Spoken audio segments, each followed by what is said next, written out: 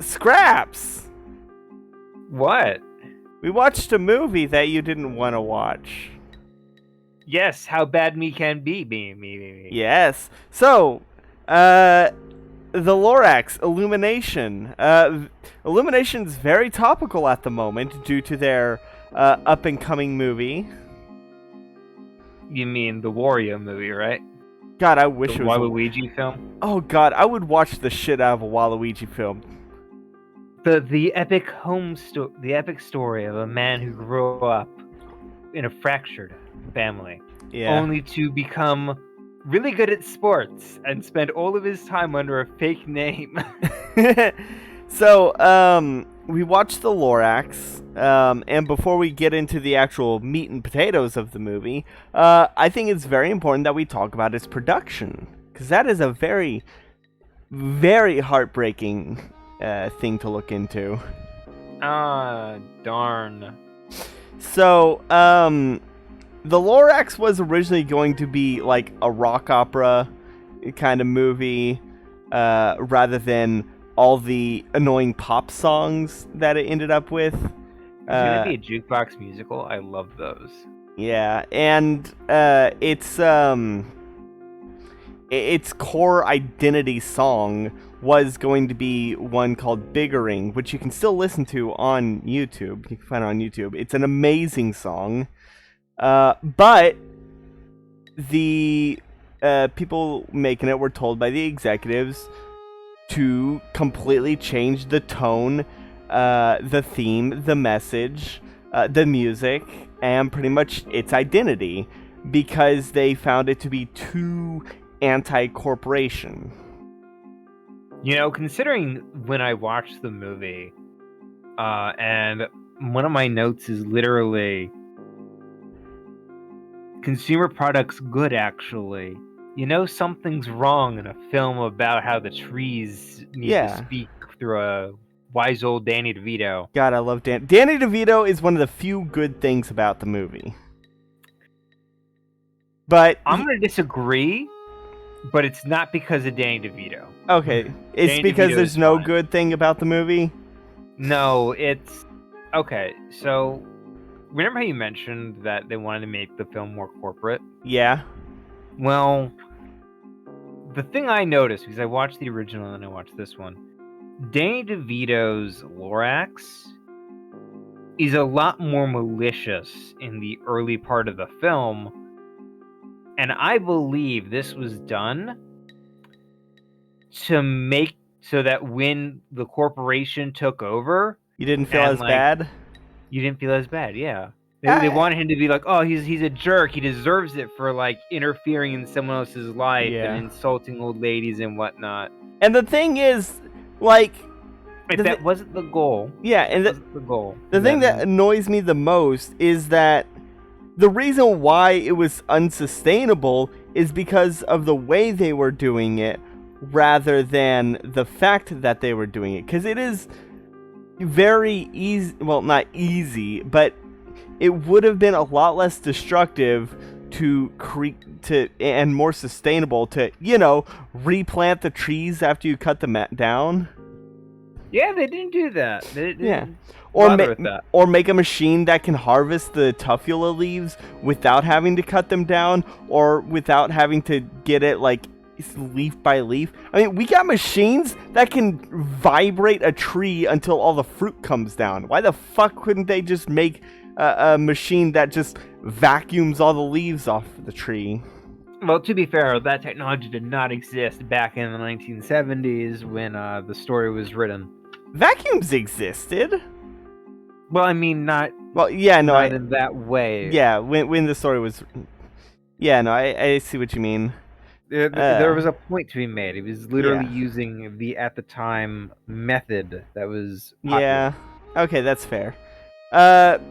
So yeah, it was heavily and drastically changed for the worse to appease the executives, which sucks because if it went with its original plan, then I think it would have been able to be considered a good Illumination film, which is such a rare thing. There's only one movie on that list currently, and that's Despicable Yes. Me, their first movie, the one they made before they realized that they could make money without having to try. Yep. So I want to mention something real quick. In 1974, there's a short film called Sisyphus. It's only about 1 minute 55 seconds in length, not counting the credits. It's about a man, you know, the myth of Sisyphus is literally that. Yeah, the guy who escaped the underworld so many times, he was given a task of get this boulder up the hill and you can leave. To be fair, that was not it. That he was something. It was another crime. Yeah, I thought it was that because he escaped so many times, they gave him a way to escape forever. That was a trick, because that was the only way to. No.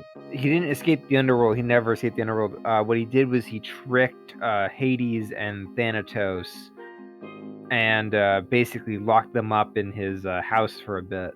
Oh. So they weren't able to do their jobs, and then Zeus got angry. Oh. So his toil is literally to show him that you can't cheat death. You can't cheat the inevitable. Anyway, it's a short film. It's animated, and it's all about line work. The only audio is a man grunting as he's pushing a rock and rolling up a hill, and it's mostly the line work that sells it. And I bring this up because it's really amazing how much story goes into 1 minute 55 second. How you can really feel the pain of this endless toil that is not there in a 2 minute 54 second song about a guy turning evil. Yeah, it amazes me. Yeah, that's why I really, really think Biggering should have been in there, because that is a lot more. Can we not talk about Biggering? I think the fact that we can get so mixed up on Biggering makes it so that we don't focus on. Okay. Okay. All right. Yeah, I do song. too. It is a great song. It is it is a crime against humanity that it was never implemented into the movie. But it's sort of like crying about Kingdom of the Sun when trying to discuss the Emperor's New Groove. Yeah. You know? Well, I disagree, because Emperor's New Groove is good still. It's still good. Fair enough. It's the what if scenario. For all we know, the movie could have been awful even with Biggering. That's true. But yeah. Anywho, on to the movie then. So I was watching the film, and outside of the in the 2012 version, they open on Danny DeVito's Lorax. Yes, he narrates. Yes, immediately.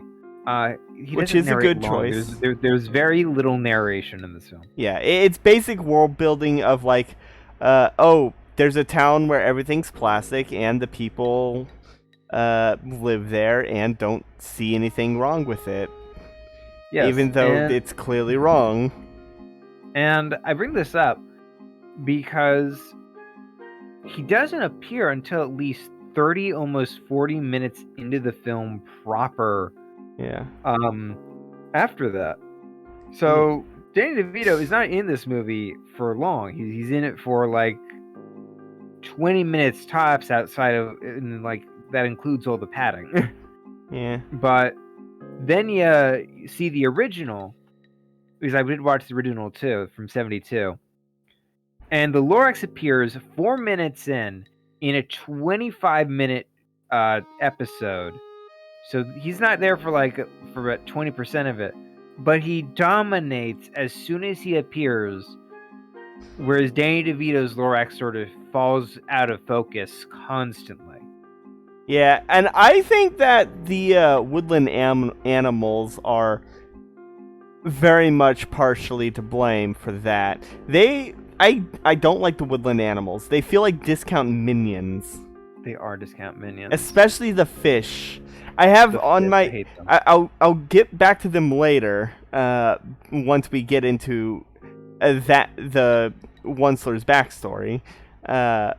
But looping back to the beginning, it starts with an annoying dystopian pop song about everyone singing about how much they love to live in this plastic town while singing about clearly wrong things, like the fact that they have to buy clean air to breathe, which is an actual thing in the real world.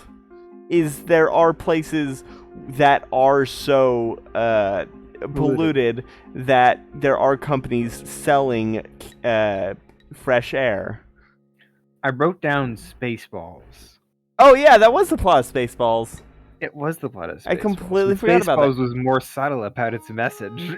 Yeah, God, imagine being less subtle, or imagine being less subtle than Spaceballs. I mean, yeah, here's the thing. Spaceballs, its whole thing is like, oh yeah, we're stealing our air. But also, it's basically Star Wars again. Yeah. And that makes it less subtle than a movie in which a Okay, let me talk about Aloysius O'Hare real quick. Yes, he is such a cartoonish villain that he would be perfect for like a Captain Planet episode or investing in crypto. Aloysius O'Hare is what I would say is not a Seuss creation.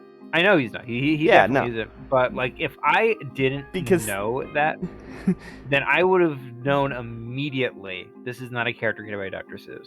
Yeah, because first of all, there was no Thneedville in the 19. At least there was no Plastic Village. Like the only thing in the original story, and this is one of the things that 2012 does horribly wrong by taking away some of the ambiguity. With the original story, it was just the kid and the Onceler in the present day, and you don't know who the kid is, you don't know where he's from, but that's irrelevant. The important thing is that he's a regular person. He's just a person, and that is why the unless was so important, because he was a regular person, and it is important for for everyone, no matter what, to care about this kind of shit. He wasn't a Zac Efron hornily craving after a 18-year-old.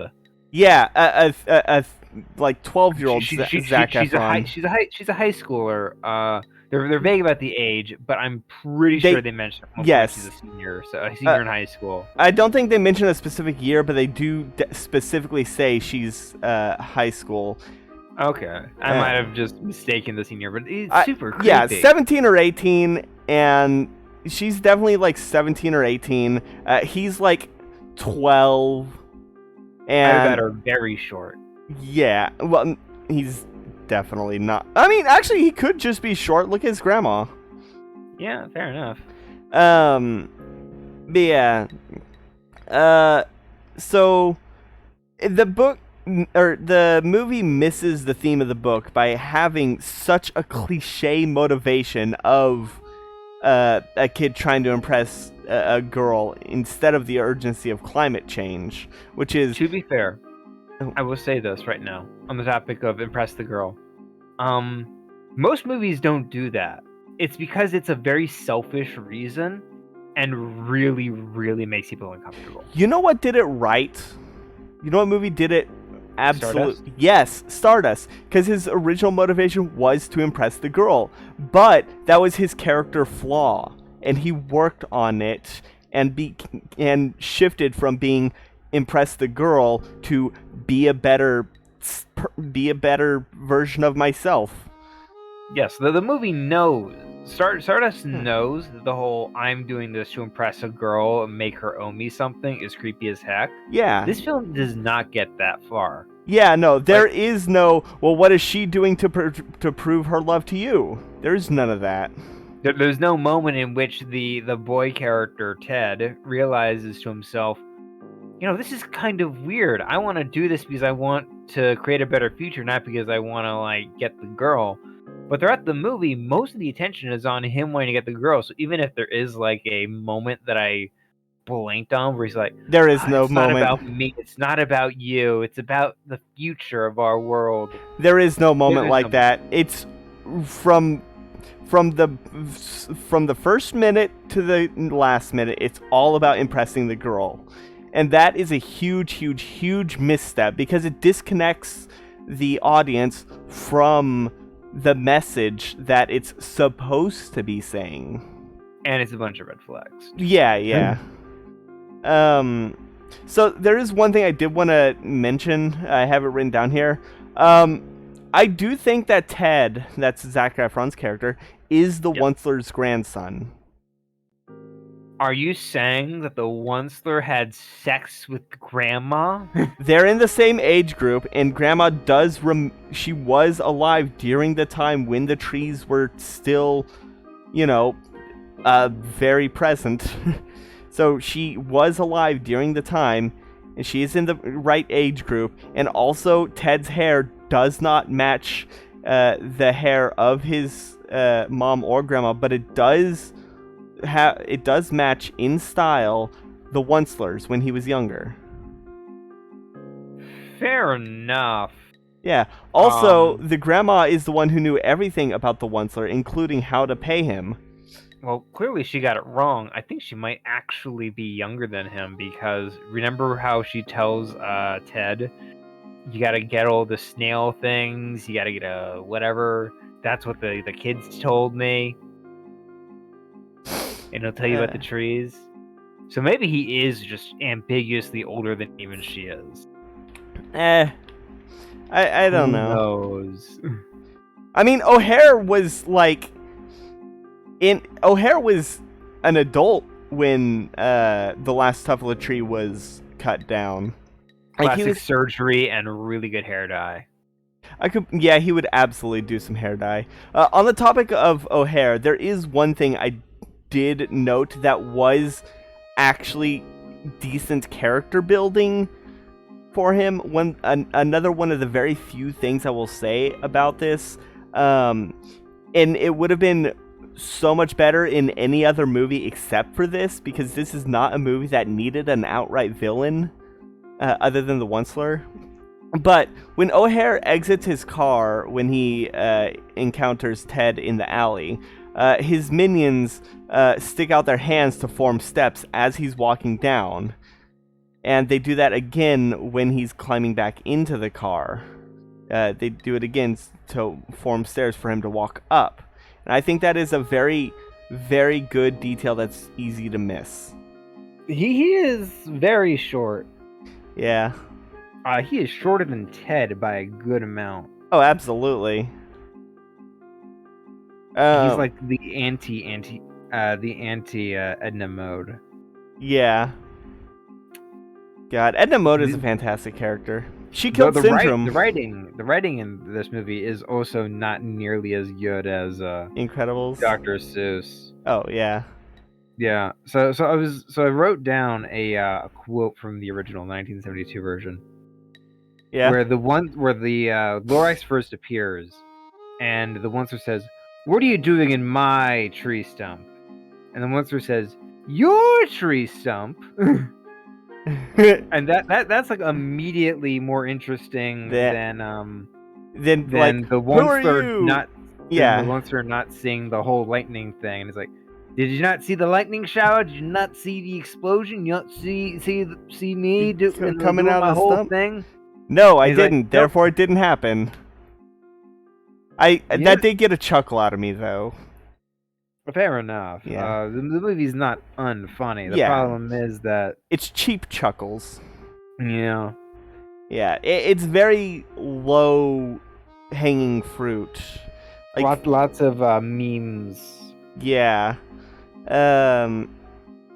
So, and another nitpick I have about it, while we're on nitpicks, is when Ted first left Thneedville and was in the whole gloomy gray area. I did like that. However, there's one small detail that I really hated, and that was when they showed the billboard, because they showed the billboard with the Onceler's face on it. Like, they should have had it be peeled back, like peeled off, because it peels off in the backstory. It peels off, and so you can't see his face, just his arms holding the Thneed. And they should have done that. You know, keep it mysterious for just a bit longer. So, this is different from the 1972 version. In the 1972 version, they emphasize that the area around the Onceler is overgrown. There's grass everywhere. There's vines. It's all weeds. Weeds grow back first.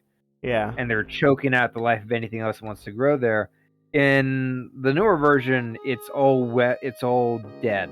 Yeah. Which, to be fair, not a bad way of doing it. Yeah, I did like the visual.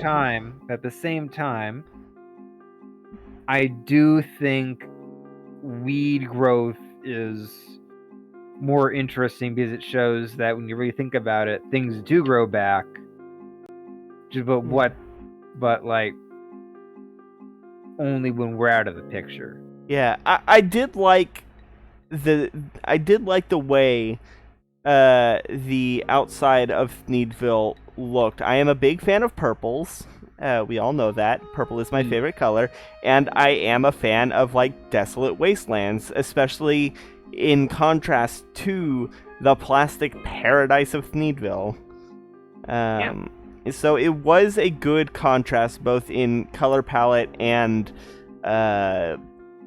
sense of... what's the word I'm looking for? Dread? Yes. Yeah. That's a good one. Yeah. It was good, especially as he's riding along and has to dodge the abandoned Tuffula cutters. That was good. That was a good scene.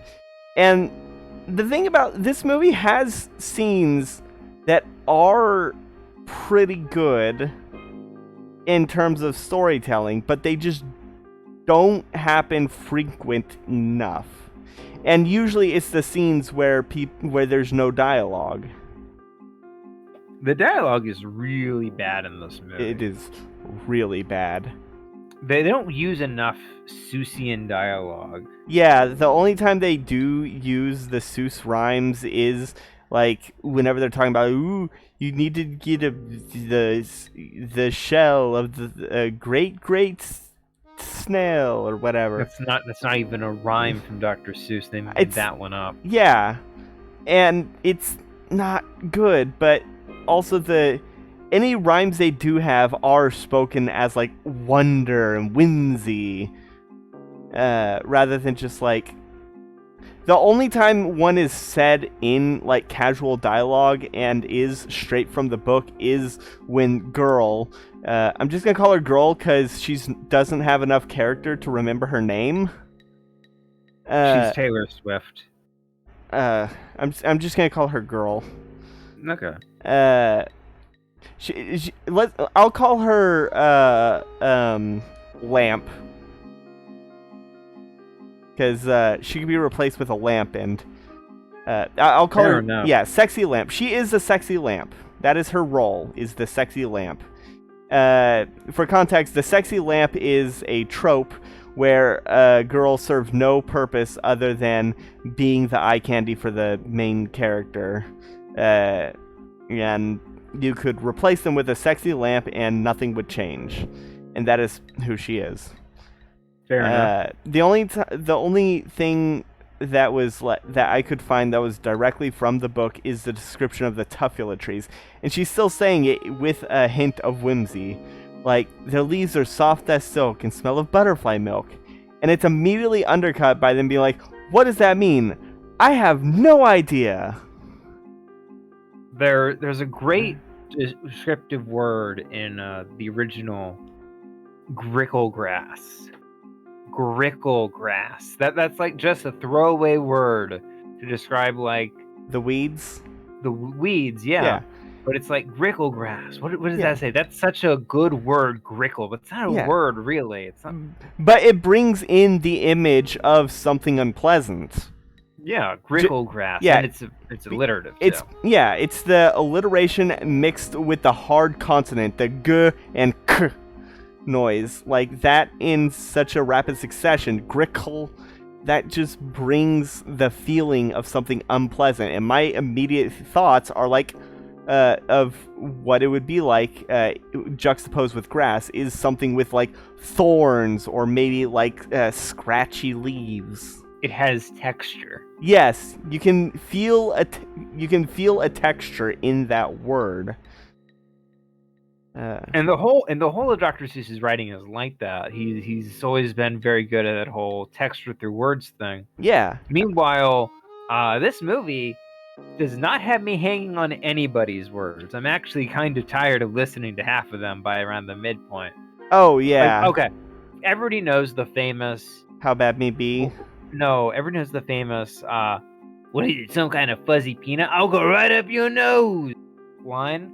Oh god. I don't get what that is. Is that a reference to like people shoving peanuts up their noses? I have no idea. You know what the worst line in the entire movie is? And the only reason I say it's the worst line is because it was used in all the advertising as though it's the funniest goddamn joke. It's whenever he's about to fight the Onceler's, it's when the Lorax is about to fight the Onceler's aunt, and the Onceler's like, hey, whoa, you wouldn't hit a lady now, would you? And the Onceler's like, that thing's a lady?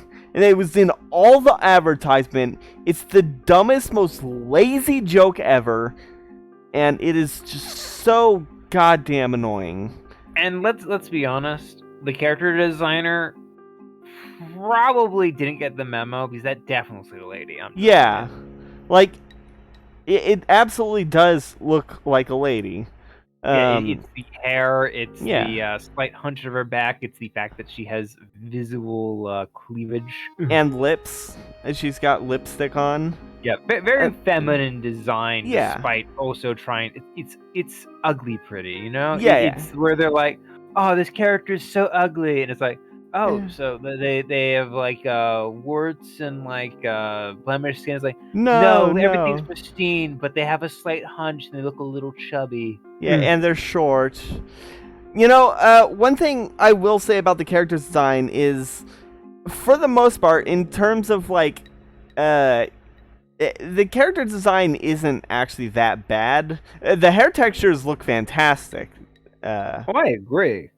Because, you know, if you're going to have the Lorax, the hair textures are very important. And the character... 99% fuzz. Yeah, and he's like a fuzzy peanut. Yeah.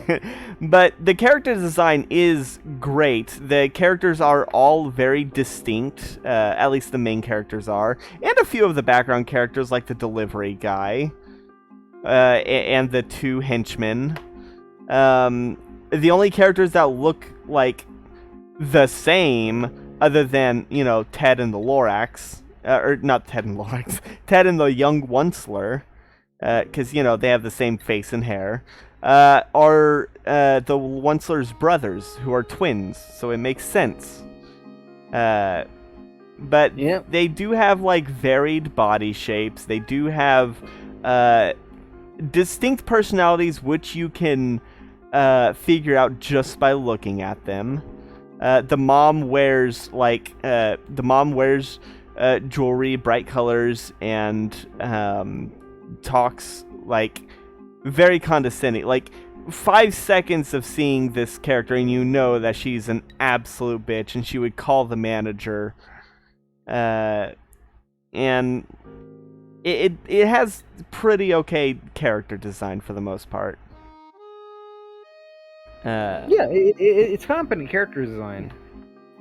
It's so weird, the things that do land and don't land, because it's like they had a list of things they need to do to make a competent movie, and they put half of the stuff on focus on this and the other half to drop the ball. Okay, I'm gonna be honest. It's a lot of it is visual. That's where the movie is good. You know, Like that's people fair. say, like, oh, missing out on the ones through space is an issue, and I'm like, it's fine. Like I totally would have loved to see them. I get the feeling every time I see this movie. This is a movie in which they had some corporate analysis stop by from like whatever brand they were appeasing, and they were Yeah. like, What was it, like Mazda that they had the partnership with? they had Mazda, they had IHOP, they had. I'm gonna look this up right now. 'Cause- Somebody definitely has this Oh, absolutely. written down. Absolutely. So one of the things in How Bad Me Be is one of the things that happens is they like throw a Thneed at the Lorax and then take a picture, put that on billboards, being like, Lorax approved. And the worst part about it is that's a thing that happened in real life. They would keep slapping Lorax approved onto things as a marketing stunt for both the movie and whatever product was being sold. One of which being a gas-guzzling Mazda SUV. Okay, I'm gonna. I'm pretty sure it was throw a Mazda. number. Okay, it was Mazda exactly. Okay. So, I want you to guess how many corporate sponsors the Lorax movie had. 317. No, Higher or lower? lower. 219. It is not. It does not go past 100. It is 70. Oh, okay. 70 is still an egregious amount. Yeah. That's the issue. Especially when the 70 separate major companies had dipped their webbed fingers into this film. Yeah, to get Lorax approved on things that the Lorax would very much disapprove of. God damn. There were they were sponsored by diapers, IHOP menus, the Mazda CX-5, the Truffula tree friendly car. God damn. There's also a few others. Yeah. To be fair, some of these were green companies. Most of them were not. Yeah. God. So, one thing about the movie that I do want to address is that about 80% of the movie is unreliable narrator. Most of it is flashback being told by the Onceler, who I do count as an unreliable narrator. And so... True. I feel like if we got the original script, that would probably... My guess is that this would be unreliable narrator, and the original script is what would have actually happened. Since I don't think the original script was going to be told... Well, I mean, yes, it was going to be told in flashback, but not, like, the same context, you know? True. Yeah. I think one of the important things about, like, the Onceler and the Lorax is, in the original film, there's a bunch of great scenes in which the Lorax shows up, and bit by bit, the stakes rise every time. There's a great bit where this movie, the original film, the 1972 version, loves this thing where they'll say something and then they'll show something different. A Gilligan cut. Yes, there's a great bit. It's like, it's always fair weather when good Oncelers come together. It's a song. The movie's mostly song. I'm very sad the new one doesn't have nearly as many songs. Well, no, it has a lot of songs. It's just the songs 4. are awful. It has like 4 major songs. The original is shorter, but it's mostly musical throughout. So it's like one big song. Yeah. I think the worst song. So for the when good Oncelers come together, it shows as they're driving away. Into frame comes a dump truck that just dumps into the river that they had just driven across. And that is very good visual storytelling. It's like, yeah, they're ignorant of the damage they are causing. They're just ignoring it. Yeah, they're complacent. Yeah. Yeah. I do have written here what the worst song in the 2012 movie is. I have it listed as Fishin' Impossible. that entire cringe scene of the goddamn fish singing the Mission Impossible song as they dump the Lorax's bed into the Onceler's bed into the river. Yeah, the whole movie has like this issue with padding. Yeah. As soon as the Lorax appears, everything he does is padding. Yeah. And then they speed through the entire moral dilemma in How Bad May Be. Yeah. And then they speed through the downfall. Yeah. And it all ends up with a film. Give me a second. Yeah. It ends. Its pacing is just so awful. It has serious it does pacing have a issues. pacing issue. It's a pacing issue, definitely. And a lot of that is because they're padding. A lot of these sections are padded out aggressively. Yeah, especially whenever And- they cut back to the present for the kid to go home, do something, and then come back to the Onceler. Okay, I will say this. There is a way to turn a 25-minute short film, like an episode, into a full-length movie. But the way they do that is they shorten the bits that they could have extended, like the slow growth of the Onceler, his meetings with himself. In the original, there's a scene in which the Onceler sits by a window and he just talks with himself. He's like, sometimes I think I talk to myself, and a version of the Onceler appears. And it's like a little foggy version of him, and he's like, "Don't you feel shame for yourself?" And he's like, "Yes, but if I didn't do it, someone else would." And he's justifying it to himself. Yeah. And it's this conversation just with the Onceler talking to himself. And there's nothing like that in the movie. You could take that and you could extend it. You could have him do this multiple times. You could even throw in like whatever the heck you want. There is exactly one moment like it, and you're gonna hate it. It is after the Lorax points out that he's breaking his promises, and that's bad. And he looks in the mirror. He's like, "Bad? I'm not bad, am I?" And then it goes in the bad me be. Yeah, how bad me be. It is like 5 seconds where he looks in the mirror, tells himself he's not bad, and then sings about how bad could he possibly be. I mean, it is a good song, How Bad Me Be. But it's also tonally it's also one unfit. There's like 5 songs in this movie. And out of the 5 of them,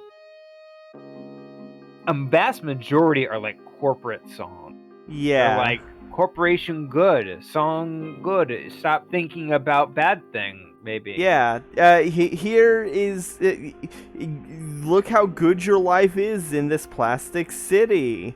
Don't think about the fact that you have to buy clean air. And you could say, oh, satire. It's all satire. The It's joke not. is that we... here's the thing with satire. Eventually, you have to drop the bomb. And the movie does not drop the bomb. Yeah, I mean... doesn't drop the act. There is definitely spite in there that I can definitely hear spite being written into the songs. Because it's so tonally different from what the writers originally wanted. So there is a bit of spite and tongue-in-cheek, especially with just how stupid it is. The glowing kid, for example, how stupid it is. But it's not enough to justify its existence. It's more like, you can definitely tell it's one of those things where the writers were told to change their vision, and so they did in order to appease the people paying them, and did what little they could to try and at least give some kind of middle finger, but it's not a big enough middle finger. Yeah, it's definitely one of those films where you get a film and you can tell where they crushed it, where they had to Where they had to pressure, where listen. they had to pressure. Yeah, Oh my god. and that it is How Bad Can I Be is definitely like, it's so sad that How Bad Can I Be is the closest that they could get to their original vision. Okay, so I'm reading an article called Lorax tie-ins go overboard, etc. And I'm just gonna read this, and this is gonna tell you exactly everything wrong with this movie. Oh boy. Mazda is now bringing its SUV to elementary schools across the nation as part of the National Education Association's campaign Read Across America Tour, driven by Mazda. The tour, according to Fast Company's Ariel Schwartz, brings a costume Lorax to elementary schools to read books to the kids and gives a $1,000 check courtesy of Mazda to the school's library. Mazda also donates $25 every time a kid convinces one of their parents to take a Mazda's test drive at the local dealership. Oh my god, that's going to contribute so much to air pollution. There's also incentive for the kids to enter a contest for a family road trip to Universal Studios. Oh god. I track school advertising for a living. This is amongst the most outrageous examples of any school advertising program I've ever heard, said Josh Golan, Associate Director of the Boston-based campaign for commercial-free childhood, told by Washington Post. Jesus Christ. This campaign sounds like it's taken from a chapter of No Logo on company advertising in school, and it makes you wonder how companies like Mazda think using the Lorax to promote their cars through elementary school children is a smart move. This sort of behavior seems to cross the fine line between what is considered to be seen as legitimate corporate strategy and inappropriate marketing tactics. Yeah. This whole movie is basically Inappropriate a massive inappropriate commercial. It misses its point so drastically. It's basically a corporate film. Yeah. Whatever the Lorax was, it's been corporatized. Yes, absolutely. And that ties back into the execs telling the people making it that they can't make it anti-corporate. Yeah. It is absolutely corporatized. You know what would be an amazing anti-corporate movie that might come out next year? What? Sonic 3. I mean, literally, the film's central plot is kickstarted when the military kills a child. Jesus Christ. Remember that? So, the Lorax would never. The Lorax absolutely would throw hands with a kid. Fair enough. Yeah. So, one of the things that confuses me about the plan is if they took the time to do the needs properly, and had a short supply of needs at pretty much all times, that would make needs a rarity, which means they could drive up prices and make more money for less needs. To be fair, the film is a holdover. A lot of this is a holdover from the 1970s. The 70s being a time in which massive corporate greed was, especially the lumber industry, Oh yeah, was chopping down trees left and right and being very inefficient the whole time. yeah, I know that. I'm more referencing the stupidity and greed of the family itself. Portrayed in this movie in particular. Personally, I feel focusing on that is missing the forest for a tree. Missing the forest of the trees, because when you start thinking about, oh, I would have done it differently, you fall into the exact same trap. You know, that's fair. Did. You fall. It's basic. The whole movie. In fact, it's more obvious in the short film, where they make it very clear. The Once-er could be anyone. The Once-er could be anyone. Yes. Yeah. And that's they why make they it very clear.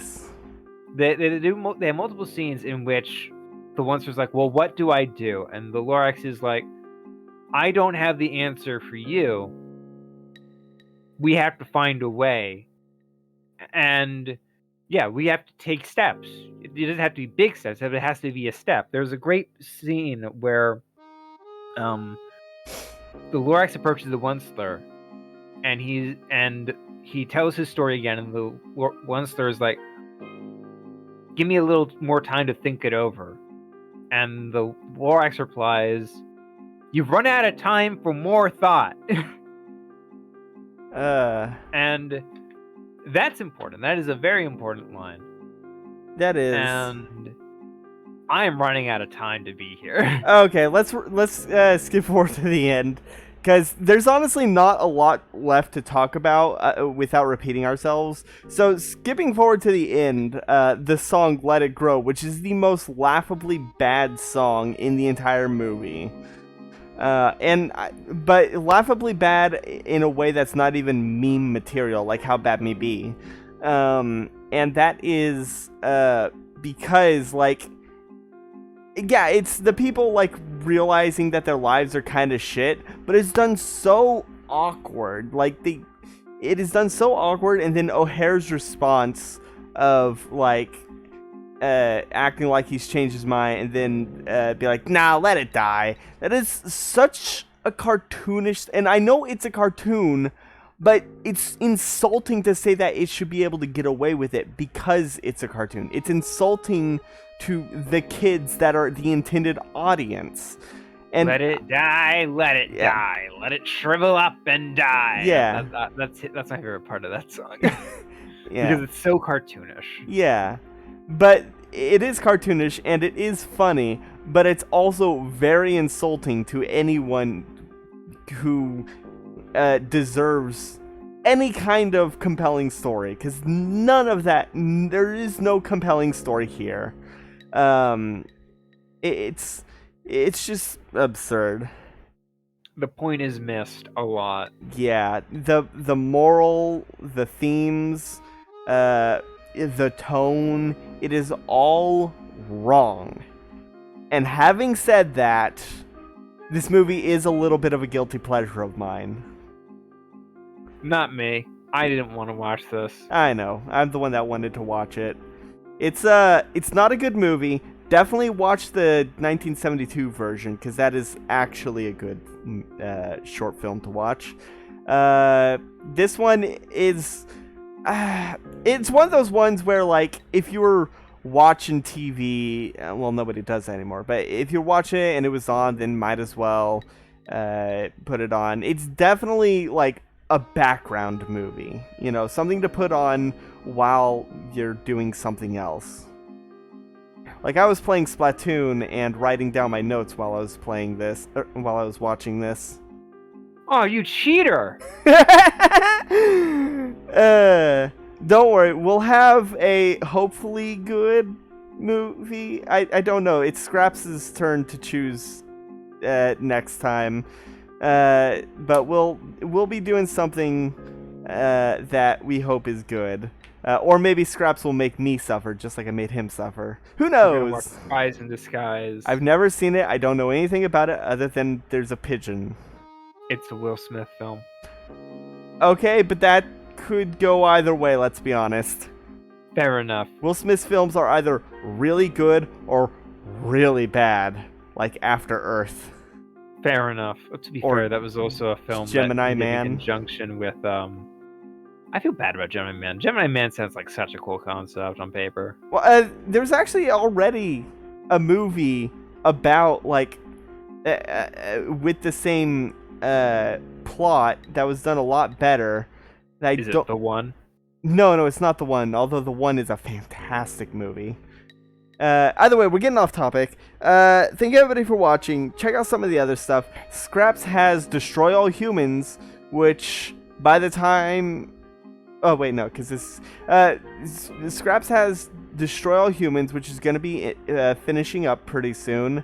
I recently finished playing Nuts and Bolts, and Biddy is playing Wind Waker. And there's also 2 D&D campaigns. One is Curse of Strahd, and the other is a homebrew I created called World of Tapir. Comment challenge of the day. Oh wait, we need to give this a rating. I give this a rating of 6 Tumblr sexy men out of 12. I give it. Please bring back Reagan Artaka and Sans Undertale out of Tumblr Sexy Men. All right. So with that out of the way, comment challenge of the day. What would y'all rate it? So with that out of the way, there's nothing left to say, but good night, everybody. Actually, who's your Tumblr Sexy Man? Yes, who's your Tumblr sexy man? My Tumblr sexy man is. There are no wrong answers. There are no wrong answers. Purple Man. Yeah. Honestly, Stolas. I know it's a more modern Tumblr sexy man, but he still counts. He has sex. He can't be a Tumblr Sexy Man. Immediately disqualified. Fine, Alistair. Fair enough. Yeah. Have a good one. Good night, everybody.